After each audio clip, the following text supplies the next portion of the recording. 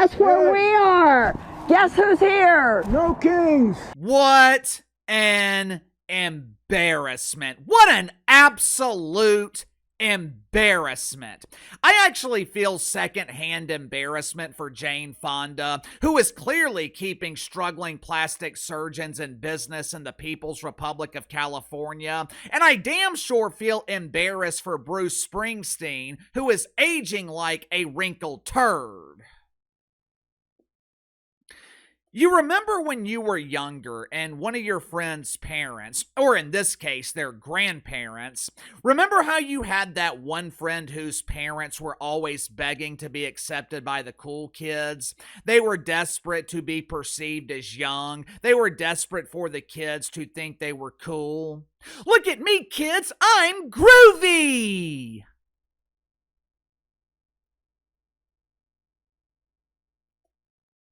Maybe they were the parents who supplied the house and the booze for parties. They were the parents who would rather be friends with their child than be their actual parent.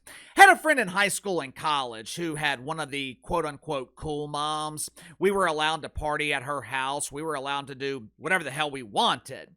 10 years later, by the time that we reached the age of 30, my friend had passed away from a drug overdose.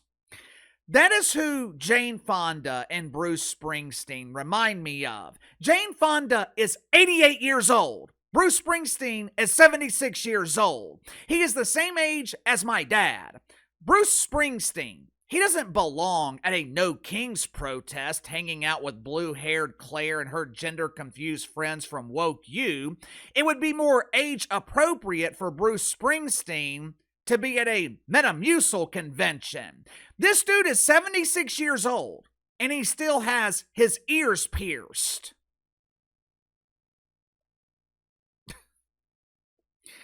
At some point, Bruce, you would think it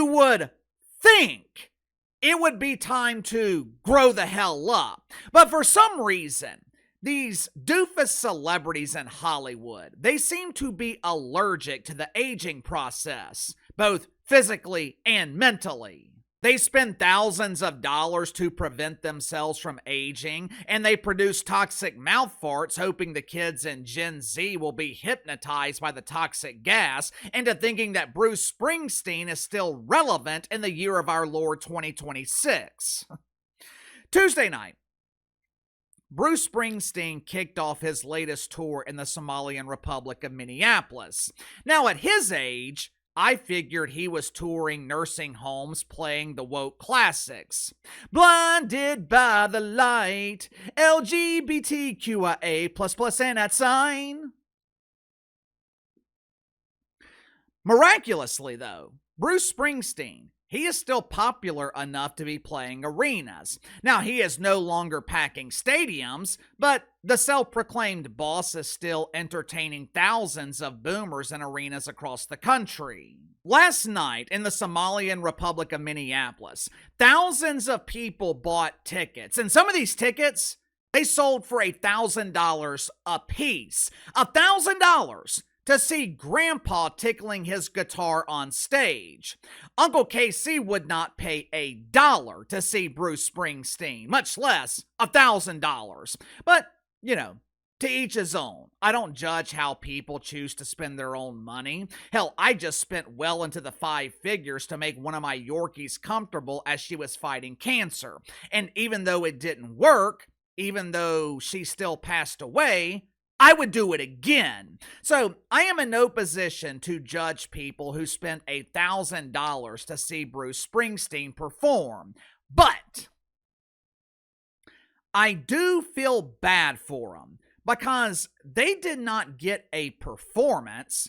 Unfortunately, they spent $1,000 to listen to a passionate political lecture about Orange Man bad. Make sure to like and subscribe. You can follow me on Twitter at KC_BTL84. Link to the second channel is in the description below. Earlier today on the second channel, talked about Stephen A. Smith being busted in a blatant lie. I have somewhat defended Stephen A. Smith, even though he obviously doesn't need me to defend him. But I have somewhat defended Stephen A. against the excessive attacks from Jason Whitlock. But after this latest lie, which I confirm myself, I completely understand where Jason Whitlock is coming from. Jason Whitlock might be right about Stephen A. Smith. I give you all the details, so click the link in the description below and subscribe to the second channel. Last night, the Land of Hope and Dreams American Tour kicked off in Minneapolis, which is a strange name for this tour since Bruce Springsteen unleashed an anti-American tirade to start the show. Before a single note was played last night, Bruce Springsteen, he got on stage with the lights off in the arena. I guess he didn't want the crowd to see his makeup artist putting the final coat of polish on the turd. Normally, when an artist is starting a concert, they do or say something that elevates the energy inside of the arena. They want to get the crowd energized. They want to feel the noise of the crowd. But with Bruce Springsteen, he decided to start the show with a passionate lecture that you would hear from a doofus professor at Woke U. Watch it for yourself. The America that I've written about for 50 years that's been a beacon of hope and liberty around the world is currently in the hands of a corrupt, incompetent, racist, reckless, and treasonous administration. Tonight, we ask all of you to join with us in choosing democracy over authoritarianism, unity over division. Our American values are being challenged as never before. There are immigrants being held in detention centers around the country and being deported without due process of law to alien countries and foreign gulags. This is happening now. What? Excuse me? Illegal immigrants are being deported out of America to an alien country? Since when has home been considered an alien country? If I am traveling in Spain, which will never happen, I have no desire to visit any country in the Islamic Republic of Europe. But if by some accident I am traveling in Spain and they deport me back to America, I would not accuse them of sending me to an alien country. I would thank them for giving me a complimentary trip back home.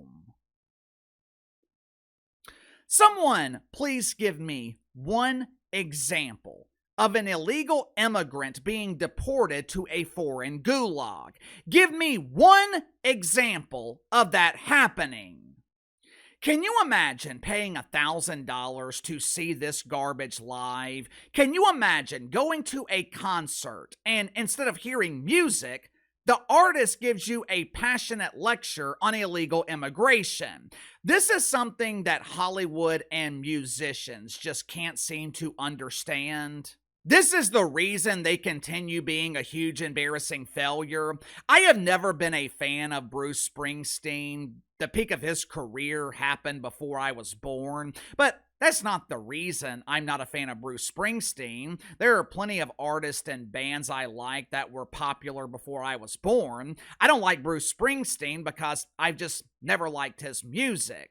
It's also been a while since I have been to a live concert. As I've gotten older, concerts aren't really my thing anymore. When you quit drinking, it's amazing how things that used to be fun just aren't that fun anymore. You know, like being surrounded by 10,000 drunks when you're sober. I can't remember the last concert that I've been to, but I have been to several comedy shows. I remember a few years ago, I went to see Chris Rock at the Sanger in New Orleans. Tickets were pretty expensive. They were nowhere near what Bruce Springsteen is charging, but when you're charging people money to see you, it doesn't matter if it's $10 or $1,000. If people are paying to see you, you owe them a show. This show with Chris Rock, it was probably 8, maybe even 10 years ago, and I still remember it vividly to this day. Why? Because Chris Rock delivered. About halfway through his set, Dave Chappelle suddenly walked on stage. Chris Rock is standing there performing. Dave Chappelle just casually walks on stage smoking a cigarette. Everyone is clapping and cheering. Chris Rock thinks that he is killing it with his jokes. He eventually turns around, sees Dave Chappelle. It was an amazing moment. For the next 60, 90 minutes, Chris Rock and Dave Chappelle, two comedic legends, they just went back and forth. Whether it was improv or scripted, I don't know. And to be honest with you, I don't care. The show was so good, it didn't matter. This is what Hollywood is missing. This is what Bruce Springsteen fails to understand. Headline at Fox News: Bruce Springsteen slammed as traitor after ripping America during Minneapolis concert. No one paid to see Bruce Springsteen criticize the USA. They paid to see him play Born in the USA. No one paid to see Bruce Springsteen complain about the Trumper. No one paid to hear a 76-year-old man whine and complain about politics. The people in the audience, they paid to see a show.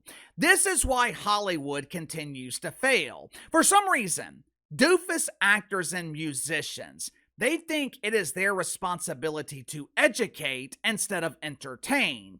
They think people actually care about their political opinions. A couple of weeks ago, Tyler Shuck, who I am hoping will develop into the franchise quarterback in New Orleans, a couple of weeks ago, he endorses some communist political candidate. I think they were in Kentucky. He has spent the off-season talking about politics, talking about abortion. I don't care about his political beliefs. The relationship that we have, it is purely transactional. As the quarterback of my team, your job is to win. That's it. That's it. Anything outside of that is unnecessary. As an artist who is asking people to pay exorbitant prices to see him perform, Bruce Springsteen's job is to perform. Not perform a lecture. You are supposed to perform your greatest hits. You're supposed to make people feel nostalgic for one night. You are supposed to take them on a journey back to their youth. Unfortunately for those who paid, Bruce Springsteen failed to deliver. Sound off in the comments below. I'll see you guys tomorrow.